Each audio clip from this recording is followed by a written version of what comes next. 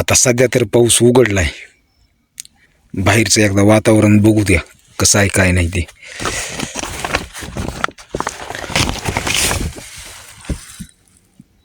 ताडपत्रीवर तर सगळं पाणी साचलंय. तर भावांनो, 3-4 वाजता ट्रॅक्टर आलं होतं, भरलं. एक ट्रॉली भरली, दुसरी भरायची होती. तितक्यात आभाळ आणि इजेचा कडकडाट चालू झाला. वारं खूप भयानक सुटलं होतं. मग आम्ही एकच ट्रॉली भरून कारखान्यावर वाट लावून दिली. दुसरी ट्रॉली भरायला लावलीच होती फळामध्ये. तितक्यात थोडे थोडे थेंब चालू झाले, म्हणून तिला सोडून आम्ही टोळीवर आलो. टोळीवर यायला आणि पाऊस यायला एकच झालं. तर आता रात्रीचे 9 वाजले. जवळपास म्हणजे 5-6 वाजल्यापासून पाऊस चालू आहे टोळीवर आमच्या. तर स्वयंपाक बिपाकाचं सांगूच नका. सकाळी केलेला स्वयंपाक आता खालाय, शिळ्या भाकरी, भाजी वगैरे. तर कोपीमध्ये आहे मी सध्या. 9 वाजले तरी पण पाऊस चालूच आहे. बाहेर गारा ते पडायला लागल्यात. तर तुम्हाला थोडं कोपीतलं वातावरण दाखवतो. ताडपत्र्या सगळी करून टाईट केल्यात. हे नांगरलेल्या रानात आमची टोळी आहे, त्याच्यामुळं पाणी जरा मुरायला लागले खाली. तर भयानक परिस्थिती झाली आहे. स्वयंपाक बिपाक काहीच नाही केला. व्हिडिओ शेवटपर्यंत नक्की बघा. तुम्हाला थोडं कोपीतलं वातावरण दाखवतो कसं आहे काय नाही ते. तर ही आमची पिठी. आता शेंगदाण्याची चटणी आणि थोडी भाकर खाली आहे, शिळी होती ती.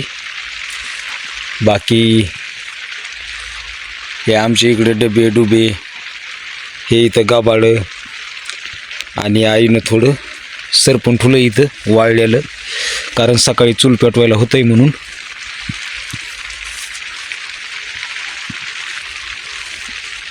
बाकी हे आता चवळ लावून घेतलंय, कारण बाहेर पाऊस चालू आहे मरणाचा. आणि या इथं बघू शकता, इथं ताडपत्रीला असं लावलंय, कारण वरून पाणी इथं वलावा फुटायला लागलाय सगळा. इथं खूप जास्त पाणी आलं होतं भयानक. मग इथं थोडी माती लावली पुढं, त्याच्यामुळं हे कमी झालंय पाणी यायचं.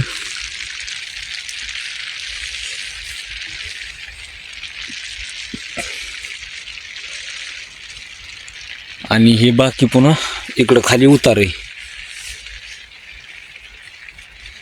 इथं पाण्याचा कॅन ते ठुलता, पाणी पिण्यासाठी तहान बिन लागली तर. आता सध्या तर पाऊस उघडलाय. बाहेरचं एकदा वातावरण बघू द्या कसं आहे काय नाही ते.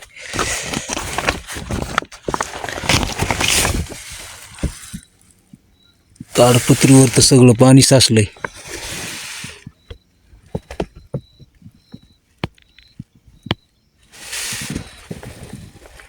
सगळा चिखलच चिखल झालाय.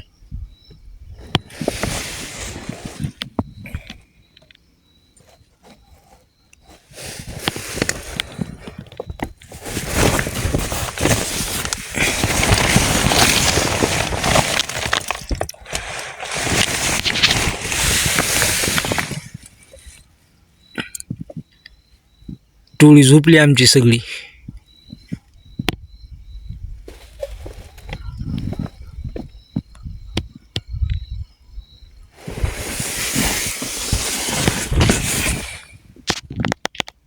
तर भावांनो, आता झालंय असं की एका फड्यातला पूर्ण माल आज घेऊन गेली ट्रॉली.